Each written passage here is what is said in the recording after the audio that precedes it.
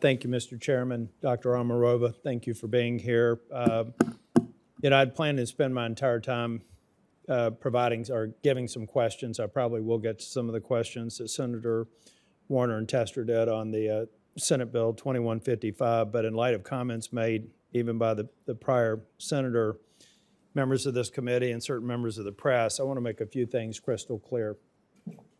Republican concerns with this nominee are directly tied solely to your extensive written record, period, full stop. With the exception of some of the comments that my friend and colleague, Senator Kennedy, made, I think that we've tried to focus on what we believe are legitimate policy differences and maybe academic differences. But an article ran yesterday in the New York Magazine claims that any opposition, and it's been said in this committee, to Dr. Omarova is modern-day McCarthyism. It's telling of the journalistic quality of the article, which purports to explain Republican opposition to you, that it only quotes Omarova supporters while failing to include a single interview on the record or a comment from a Republican member of this committee regarding our actual views.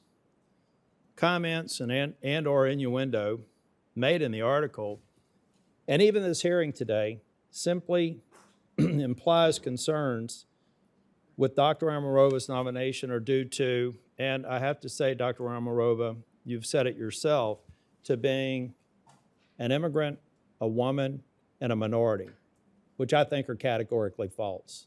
I've hired women, I've hired immigrants, I've hired minorities, people of different gender identities, and I believe that many of my colleagues really reject that premise.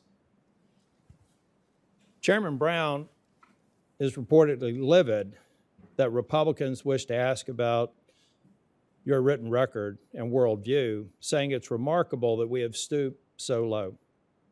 I think it's remarkable that members of this committee are now chastised by the chair for expressing concerns over ideas repeated in numerous papers written by Dr. Omarova.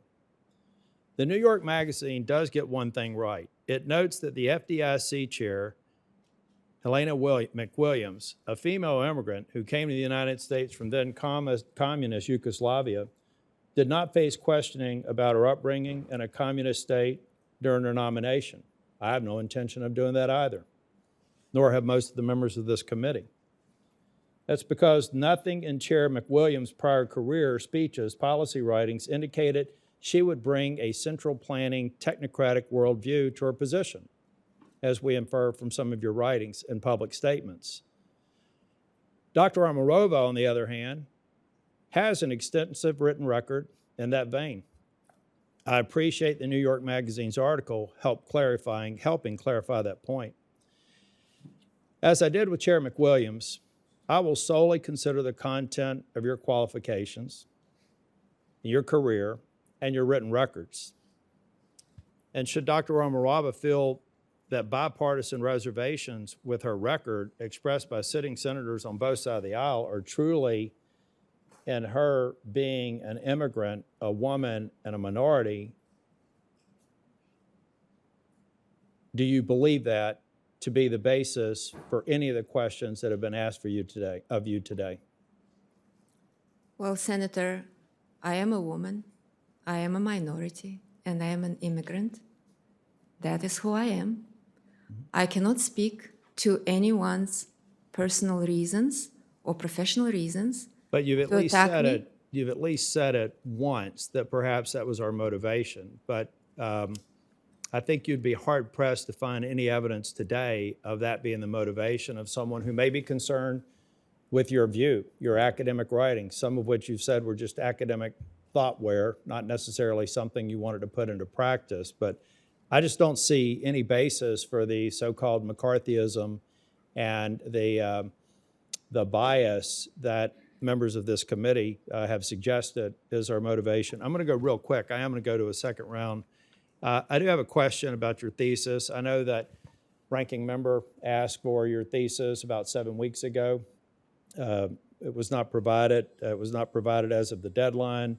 It's been included on your resume since 2017. You said you forgot about it the day after you wrote it.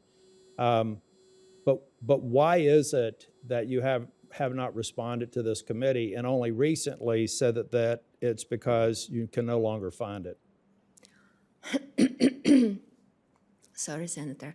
So this was an undergraduate paper I wrote about 32, 33 years ago in a system where there was absolutely no academic freedom. We had to write what we had to write in order to get our diplomas. It did not reflect my views then. It does not reflect my views now. I never thought that it would be such an important thing 33 years later. So when I, in 1991, was packing my one suitcase to come to America, it simply did not even occur to me to look up some typewritten version of some mandatorily assigned paper. So I didn't bring it with me. It was never published. It was never meant to be published. Mr. Chair, just as a brief comment, for somebody who's lost family members in the time that she was young, for somebody who was growing up in Russia, I would think that some of the decisions that Dr. Omarova may have made back at the time had as much to do with survival as anything else. And so I don't have any concern with where she came from. You can't pick where you were born, and you chose the greatest nation on earth to become a citizen. My concerns are not with her background. I believe she did what so many people in the Soviet Union had to do to survive, but I have grave concerns with the policy positions and the idea that someone in such a powerful role could carry those forward and ultimately make them something that I believe could destroy the banking institutions in the United States.